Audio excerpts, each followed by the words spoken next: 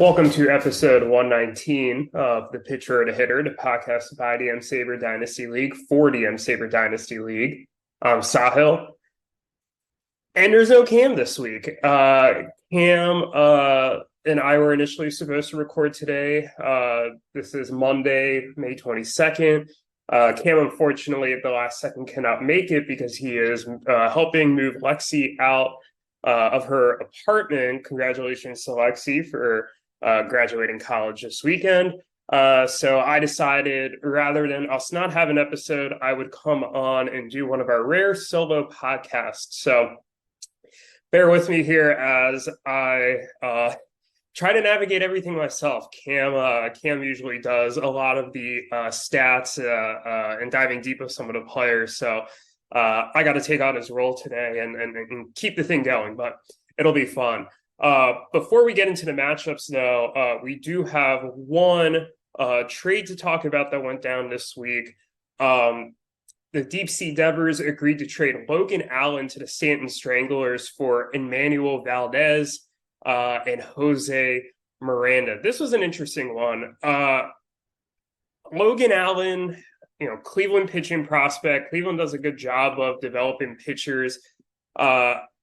I feel like he's had a pretty nice season. The BABIP is a little high so far in his 5 major league starts, 363, but everything else looks great. A 979 K per 9, 270 walk per 9, 0.68 homer per 9. The numbers in the minor leagues look pretty good.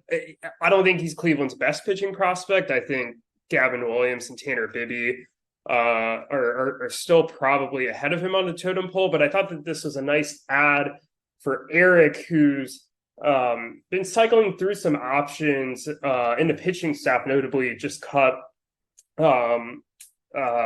what's his name? Graham Ashcraft, the Cincinnati starting pitcher. And his rotation is getting a bit older, so for him to get a young piece who could potentially become a decent mid-rotation option for him, I think is pretty solid. He gave up Emmanuel Valdez and Jose Miranda. Now, Jose Miranda is the bigger name. He just got sent down to AAA, I want to say a few days ago, maybe a week ago now.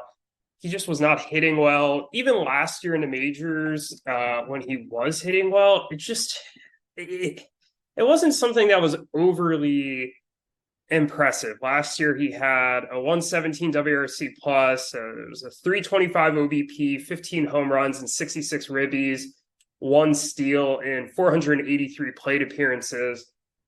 This year, he was down to a 275 OBP and a 66 WRC plus. It's an interesting young player that, I don't blame Ruthvik for seeing if he can get back on track and maybe develop into a legitimate corner infield option for him. But I personally don't see it. I don't think the ceiling is super high here, and I'm not really in on him. Emmanuel Valdez is interesting. I don't love maybe some of the plate discipline metrics.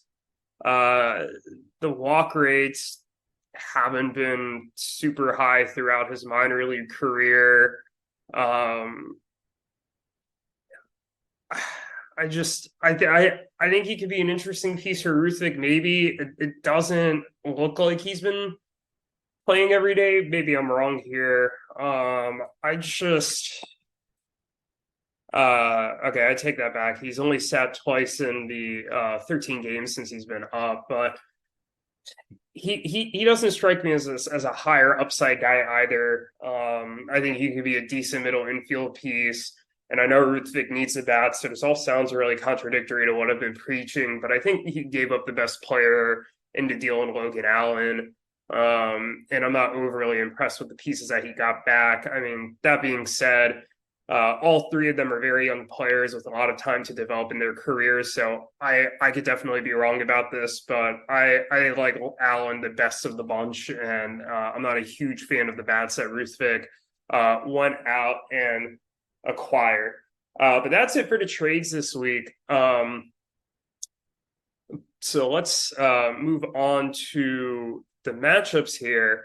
The first matchup we're going to talk about, I will say, was one of our more exciting matchup weeks. Let's start here with our matchup of the week, a rematch of last year's finals. It was Jake versus Cam. Just like the finals, Jake came out victorious. It was a 6-5-1 win. I mean, by the skin of his teeth.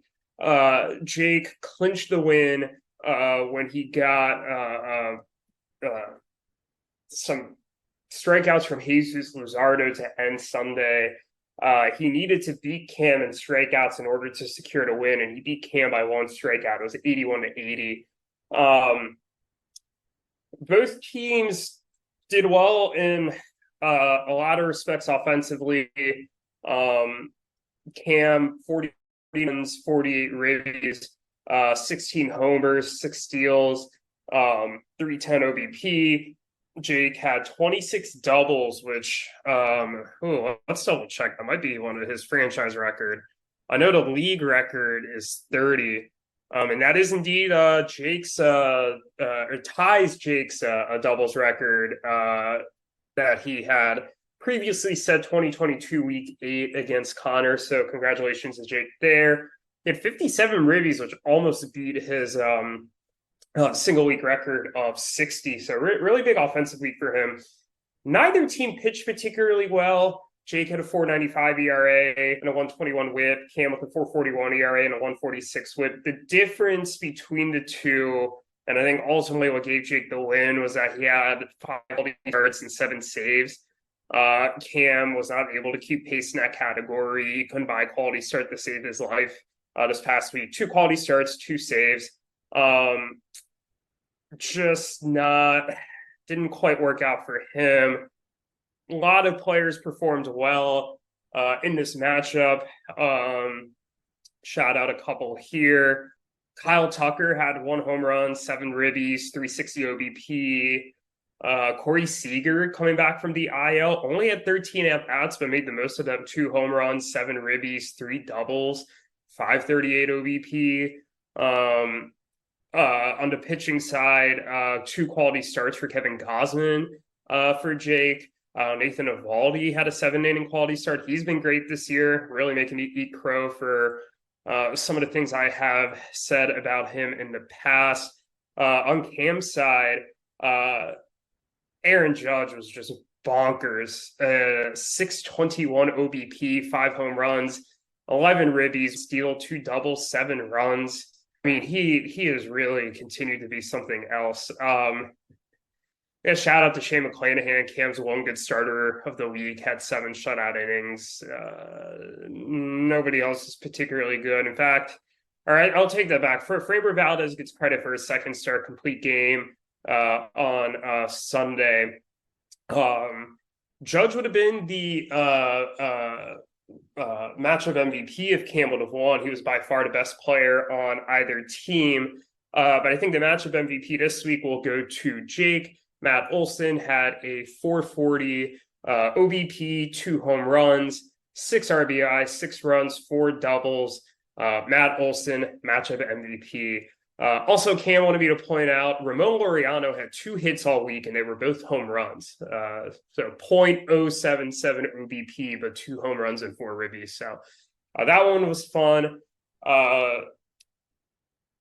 In the big picture, Cam is dealt his first loss, given the advantage that he had in the standings to start the season. He is still a game up ahead of the rest of us, but he is now losing the tiebreaker against Jake, which could definitely factor in down the road. Jake and I are now only a game back of Cam in the standings. And I know Cam would definitely like me to say, because he definitely preempted this last week, he would have beaten Jake every other week this season. He just happened to play Jake the one week that he wouldn't beat Jake, but that is how it goes sometimes. And with that, let's turn to our next matchup here. Let's go to Andrew v. Yuki. This one was a fun one. Andrew and Yuki, after a lot of good trash talk all week, ended up tying. Andrew managed to tie the matchup with the Pablo Lopez quality start late in the day on Sunday. He needed a hold to break the tie during the Sunday night game. If the Mets had gotten the lead one inning earlier, who knows, perhaps Drew Smith would have came in for the hold and gotten it and would have given Andrew a win. As it stands, they tied. It's kind of unfortunate. I really wanted one of them to have bracket rights. But in any event, a great offensive week for Andrew. 15 home runs, 49 ribbies, 6 steals, 374 OBP, 17 doubles, all great. But the one number I want to focus on is his runs total. He had 66 runs. To put that in perspective, Andrew's previous high in runs, he has said it twice, 2019 week 4 and 2022 week 10, he had 58 runs. So he absolutely shattered his runs record with 66. And on the pitching side, he had 90 strikeouts. Massive number there. Unfortunately for him, that was the only pitching category that he won. Yuki had 8 saves. He had a much better ERA and WHIP, a 2.93 ERA, 0.98 WHIP compared to Andrew's 4.02 and 1.33. They tied in quality starts and holds, and that really made up for a relatively lackluster offensive performance by Yuki. He was particularly good in 2 categories. 21 doubles is nice, 10 steals also very nice, and those were the 2 offensive categories that he won. So diving into some players performances here. Adolis Garcia, another one that I seem to be just keep eating crow about. 4 home runs, 7 ribbies, 9 runs, a 391 OBP. It's always been my concern with him is the OBP. I always thought that he had just such a low threshold to stay relevant because if the OBP just completely fell out under him, it could be hard to get playing time, and it would really counteract the positive stats that he puts in the home run and stolen base category. But he's improving me wrong. Tommy Edman, 600 OBP this week, 1 homer, 3 ribbies, 3 steals, 8 runs, 3 doubles. Shout out to him. Kyle Schwarber at a 480 OBP with 2 home runs and 5 ribbies. It's funny because Andrew's team is really known as the kind of the anti OBP team, but he really turned it on this week. 476 OBP from Josh Young as well. On the pitching side, no one really that I want to shout out. Dane Dunning had a quality start. Dylan Floro had 3 saves for Andrew this week. Chris Bassett had a 7-inning shutout, but wasn't enough to pull out a win. On Yuki's side, if this will cooperate, here we go. Isaac Paredes had 2 home runs and 7 ribbies this week. Corbin Carroll continuing his very nice rookie season, 536 OBP, 2 home runs, 3 steals, 6 runs, 5 ribbies. On the pitching side, a quality start from Drew Smiley, as well as one from Zach Eflin, Hunter Brown. Nice jobs there. Camilo Doval had 4 saves for him this week, 5 1/3 innings, 1 earned, 4 hits. Nice job from him. And not really someone who did good, but I will never pass up on an opportunity to shit on Kyle Freeland. 2 innings, 5 earned, 9 hits, did not strike out a single batter. Matchup MVP, though, has to go to a player on Andrew's team. One player who I really was not sure what his role was going to be for his team this year. I really thought he might start the season in the minor leagues, but he's quickly become one of their best assets. That is Nolan Gorman, 519 OBP, 4 home runs, 11 RBIs, 5 runs, a double. After propelling Andrew to an upset win the week before this against Jake with an RBI double on Sunday night. Gorman has continued his hot hitting, won the matchup MVP this week. So congratulations to Nolan Gorman. In the big picture, Andrew and Yuki both sitting at 3-3-1 right now. So exactly 500 through 7 games. I expect both of them kind of to be in that mix for the 5 and 6 seeds. So tying here, not the end of the world for either of them, but it's definitely going to make their second matchup even more important to determine who gets the tiebreaker there. And with that, let's move on to our next matchup. Lots of good matchups this week. I mean, the fact that this is the third matchup that we're talking about is pretty crazy. And honestly, maybe I should have featured it higher. But Ruthvik upset Eric. Ruthvik beat Eric 7-4-1. It came down to the offense. And after Ruthvik had one of the worst offensive weeks in recent memories, he had 4 home runs and 20 RBIs, 25 runs, and a 296 OBP in week 6. He had he doubled that, more than doubled that. 18 home runs, 57 ribbies, 51 runs, 6 stolen bases, 316 OBP, 12 doubles. He was able to win 5 of the 6 offensive categories. And that propelled him to a win despite kind of a mediocre pitching week for him. 81 strikeouts was good. 5 quality starts was good, but not enough to best 9 quality starts from Eric. 5.08 ERA and a 135 WHIP were not particularly good. And Eric won both of those categories with a 4.25 ERA and 122 WHIP. But Rutvik's bullpen did just enough, 3 saves and 5 holds, and he was able to pull out a 7-4-1 win. It's funny, when Cam and I, as soon as we stopped recording last week, part of me thought, hey, like Ruthvik for some reason always plays Eric really well. I was like, maybe I should have like picked a tie or mentioned something about that. And boy, it did come true. Let's look at some of the stats here. Anthony Santander, great week, 400 OBP, 3 home runs, 6 ribbies.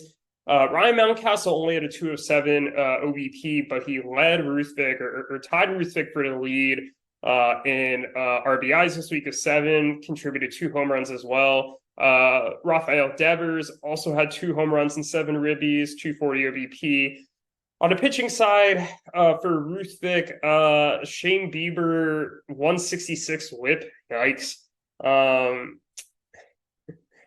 Kodai Senga had a really nice start, put up 12 strikeouts, 6 innings, 1 earned, 3 hits. Jose Barrios put up a quality start. Mitch Keller has been on a tear to start the season and has continued it with another quality start this week. 8 strikeouts, no walks, 2 runs, 3 hits, and 6 innings. For Eric,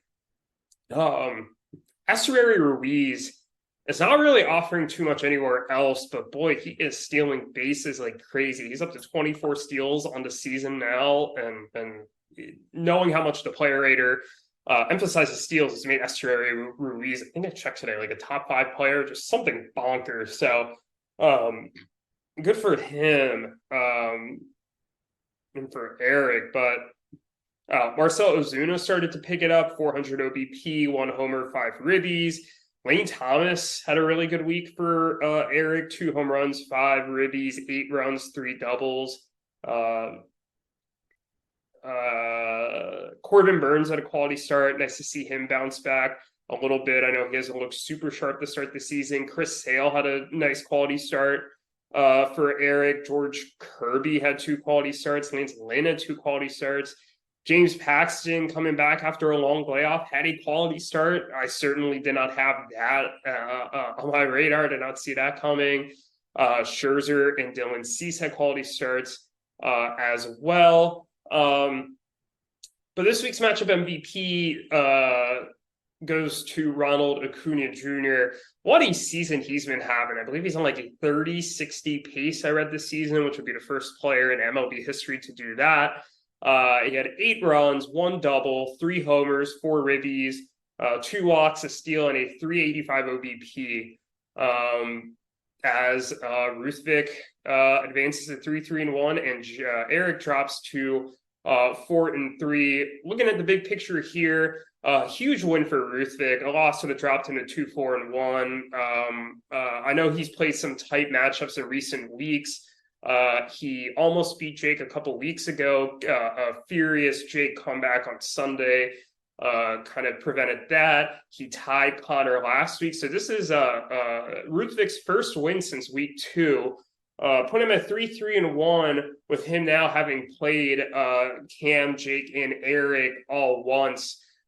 So kind of given that tough schedule, pretty big of him to come out of that 500. And I think he could really use that as an opportunity to springboard from here. For Eric, this snaps a 3-game winning streak. He is now 4-3. I don't think this is any reason to panic or anything. A lot of his players still had some nice weeks. But he has a tough schedule coming up. 3 of his next 4 matchups are against me, Jake, and Cam. He has already lost to Jake earlier this season. He did beat me earlier this season. So he really needs to step it up and kind of shake off this win to prevent him falling any deeper into standings. He now has the worst record of the 4 semis teams from last year. All right, now let's turn our attention. See what other matchups there are.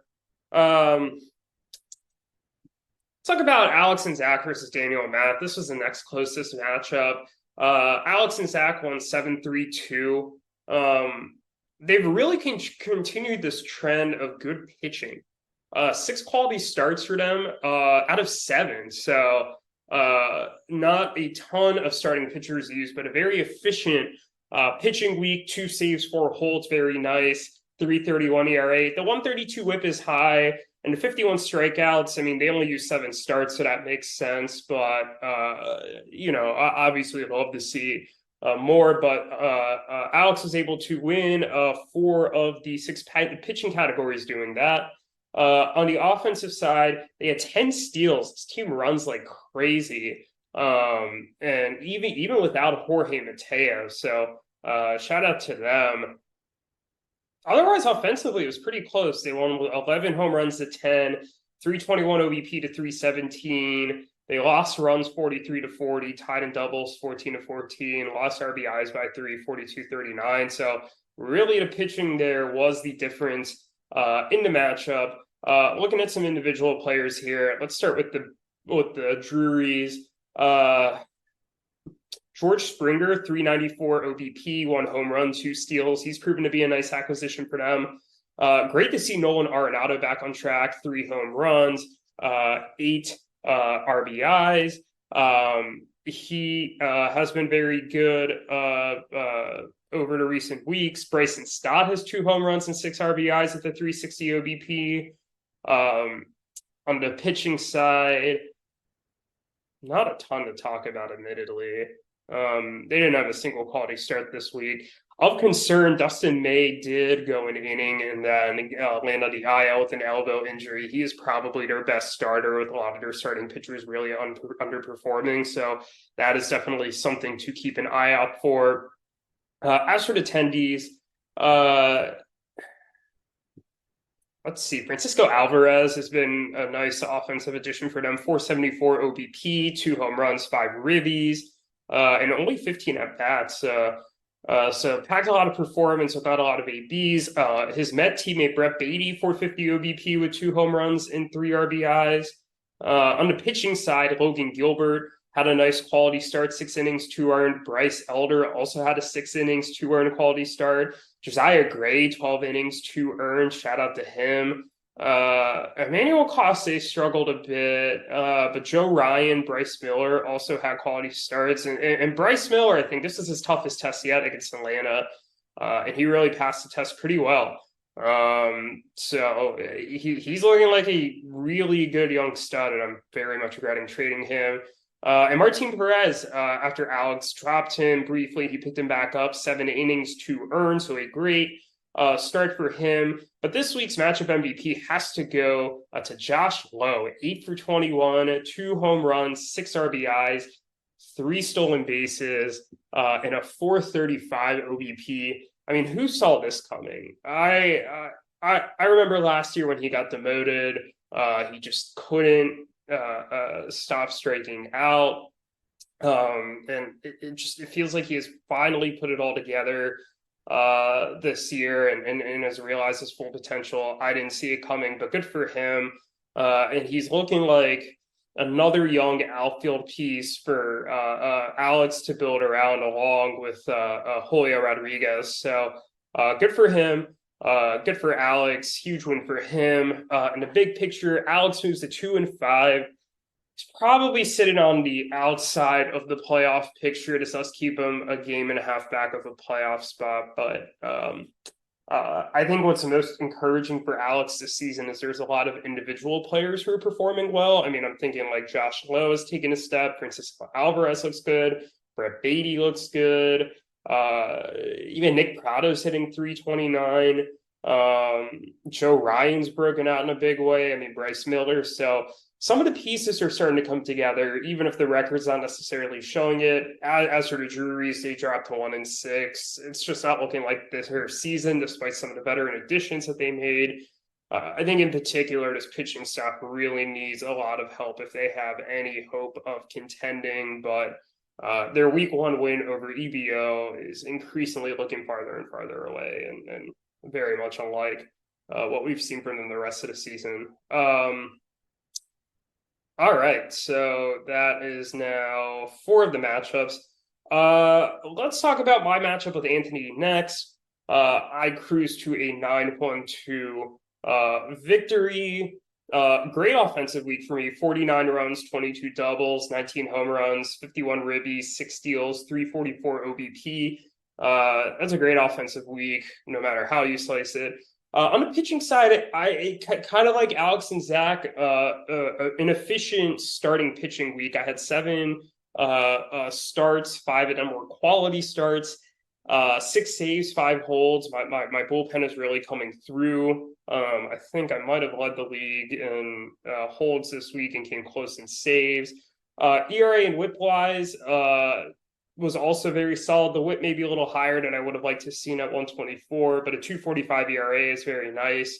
On the Anthony side, it wasn't the worst offensive week or anything, but not enough. 44 runs, 13 home runs, 5 steals, 361 OBP is all decent. The 32 ribbies, 11 doubles, you'd like to see a little more of.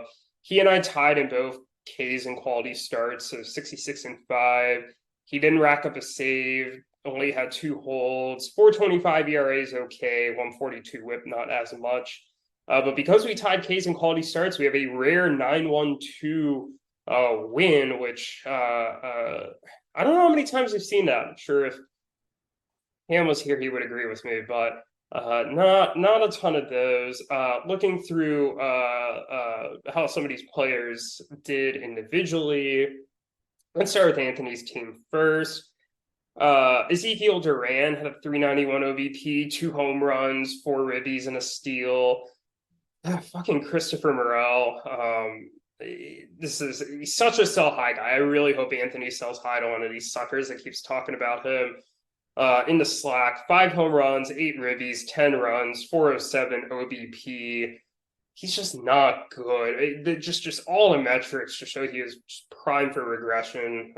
Mike Trout, another good week, 407 OBP, 2 home runs, 3 ribbies. On the starting pitching side, Braxton Garrett pitched 6 1/3 innings with only 1 hit, 1 walk. Great week for him. Other than that, on the pitching side, Andrew Heaney, quality start, Bailey Ober, quality start. Those were nice. As was a Christian Javier, quality start. Sandy Alcantara's continued to struggle, 5 2/3, 4 earned. I don't really know what to make of him at this point. I think there has to be some positive regression, but I don't know where it's coming from right now. Just not seeing it. And a particular concern for Anthony, Alec Manoah, 9 2/3, 7 earned, 8 Ks, 8 walks, 12 hits. That's a 6.52 ERA and a 207 WHIP. I'm very concerned about him, and if I'm Anthony, I'm not really sure what he can do with him at this point, other than just kind of keep holding on and praying that it comes together.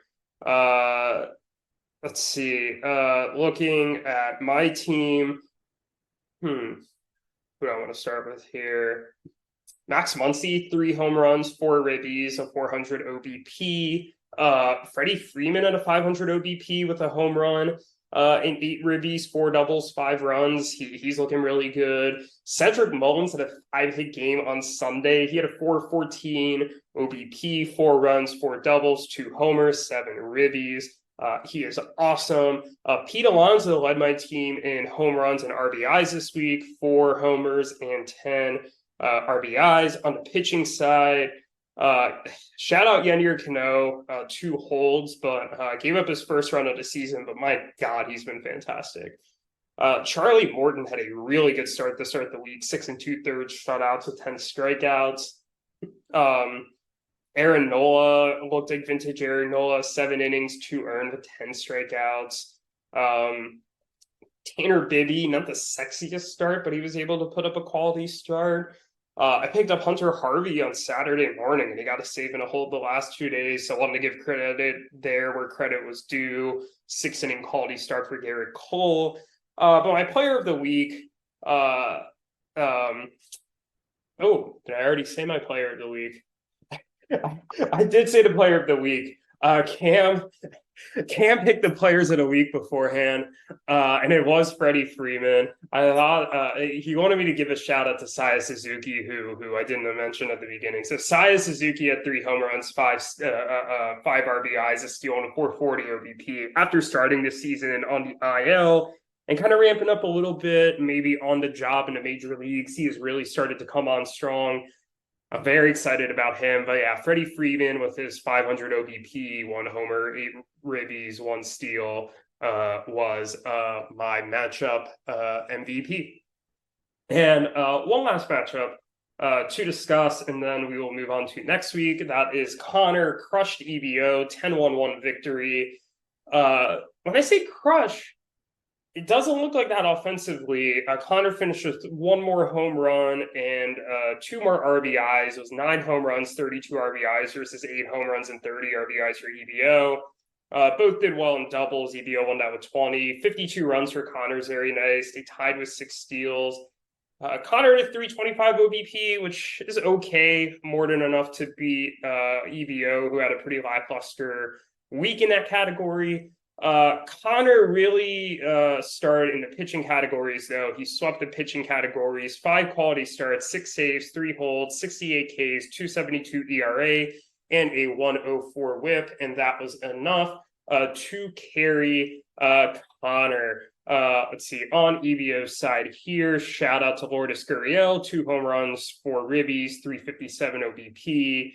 Ketel Marte had a homer and 2 steals. Did not see the 2 steals coming. He hasn't really been running in recent seasons. That's a 407 OBP. Spencer Torkelson had a home run and 4 ribbies. On the pitching side, Nestor Cortez had a quality start, which was good for him. He's been struggling a bit this year. And how about the job that Patrick Corbin's done recently? I think this is now 4 straight quality starts, and 6 of his last 7 have been quality starts. Who would have seen this coming in 2023? But yeah, he posted another quality start on EVO's team this week. And hey, I wonder if they hold on to him and keep riding this. Justin Steele also got a quality start for them this week. But otherwise, not a ton to write home about. On the Connor side, Jorge Soler had 3 home runs and 7 ribbies for 346 OBP. Paul Goldschmidt had kind of a funky line. He only had 3 hits and 21 ABs, but he had 11 walks and 2 steals to give him a 438 OBP. On the pitching side, Kyle Gibson went 7 innings, 1 earned, great quality start. Michael Kopech, 8 shutout innings, 1 hit ball, 10 strikeouts. That was a great start. Lucas Giolito, quality start. Shout out to him there. But Byron Buxton, 1 home run, 2 steals, a 455 OBP. Player of the week, Cam said it's Marcus Semien. Marcus Semien, 11 hits or 8 runs, 3 doubles, 4 RBIs, and a 429 OBP. God, after that first awful month and a half for the Rangers, he has really turned it on since signing that contract. But Cam said if you want to be bold, Merrill Kelly. Merrill Kelly, 12 innings, 3 earned, 13 strikeouts. Yeah, he had a quality start, 2.25 ERA and a .83 WHIP. I think if Merrill Kelly had gotten 2 quality starts this week, I think I would have been bold and given it to him, but I'm not going to give it to him with just the 1 quality start. That's the differentiator. So Connor moves to 4-2-1. He actually is the 4th best record in the league right now. He's a half game ahead of Eric. And after, I wouldn't say Cam and I wrote him off, but after we expressed a lot of concern early with that 0-2 start, he has really picked it up. He is now 4-0-1 in his last 5 games, including a big win over me. He's beaten Yuki, who should be competing with him for one of those last playoff spots, a tie against Ruthvik. Big, solid start now for him, or solid last few weeks for Connor. All right, now that we have wrapped up this week's matchups, let's move on to next week's matchups and preview that. So our matchup of the week, I think it's pretty obvious which one we're going to pick. It is Jake versus Eric. Jake is 5-2, coming off a huge win against Cam. Eric, meanwhile, just dropped to Ruthvik in an upset. Both teams were semifinals teams last year. They've won 4 of the 5 championships in league history. So these are 2 very good teams. For Eric, a loss would drop him to 500. And I can't tell you the last time that Eric was 500. That just seems unfathomable that would have ever happened. So he could desperately use a win here.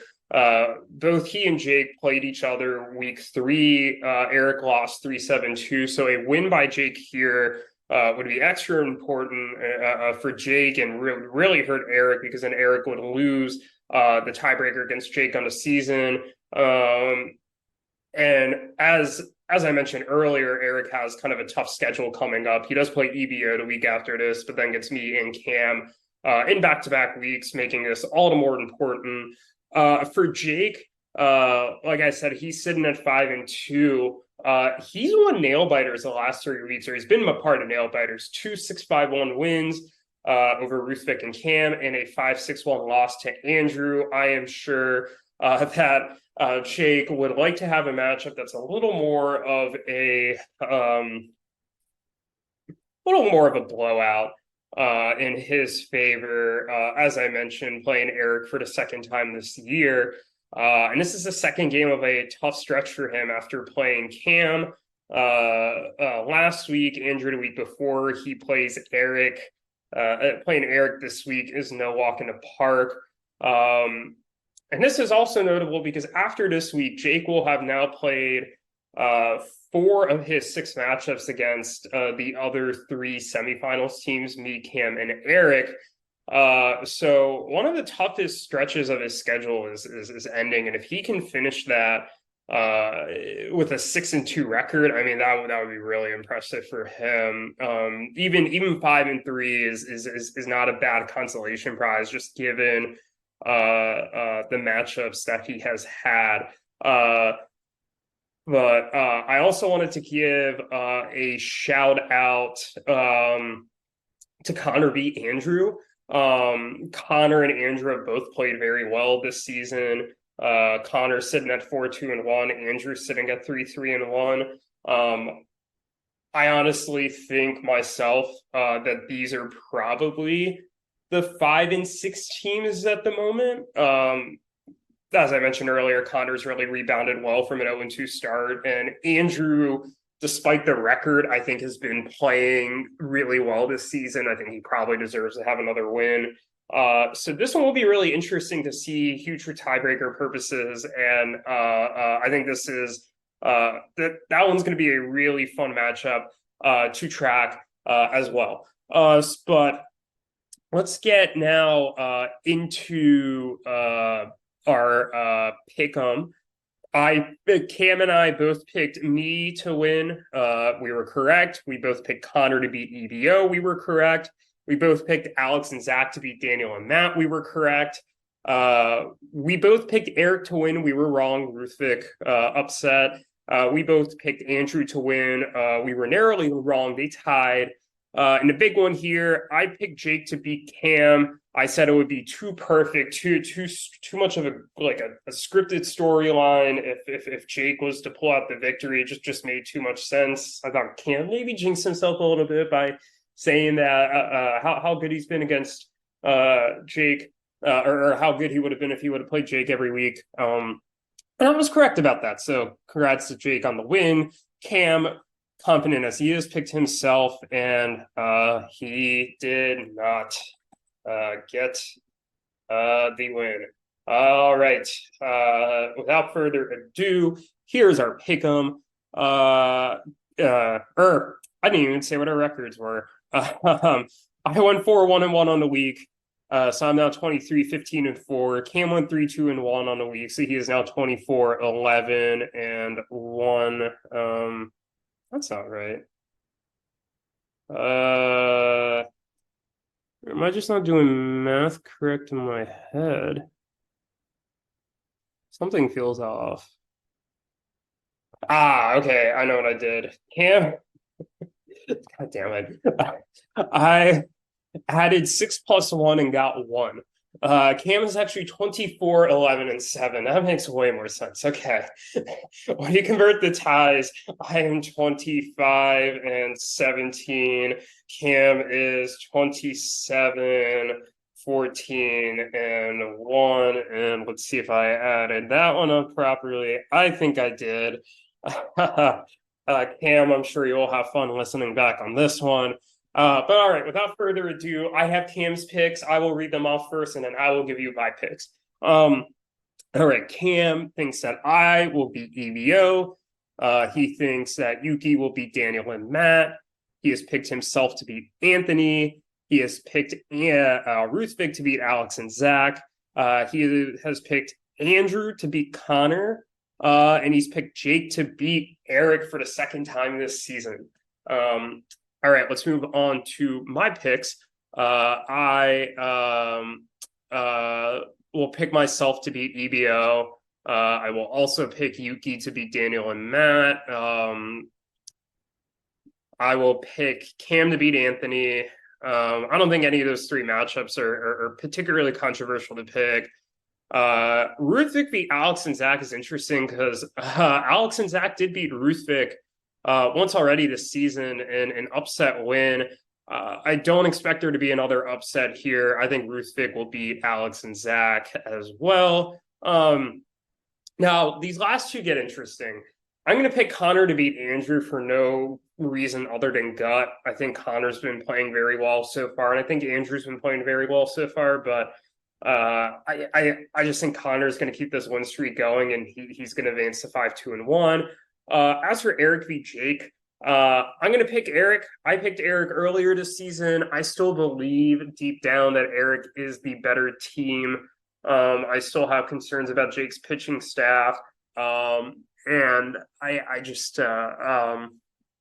I think I have a hard time believing that Eric is going to lose to Jake twice and drop the 4-4. Just like I said, it just seems unfathomable that Eric's going to have that slow of a start. So I'm going to pick Eric to get the win here. And with that, that wraps up episode 119. I hope you enjoyed listening just to me talking and not Cam this week. And if you absolutely hated it, I have good news for you. I will not be on next week's episode, so you will get you will get a break from me. You will hear Cam and a special guest host who we have already asked to come on, agreed to come on. They're going to have a fun episode. I believe that they have a special segment plan just beyond the normal week-to-week stuff that Cam and I do during the season. So stay tuned for that. It's going to be a fun week next week on the pitcher and hitter, even without me. And without any further, it's been a pleasure, and I will see you all in a couple of weeks. So goodbye until then.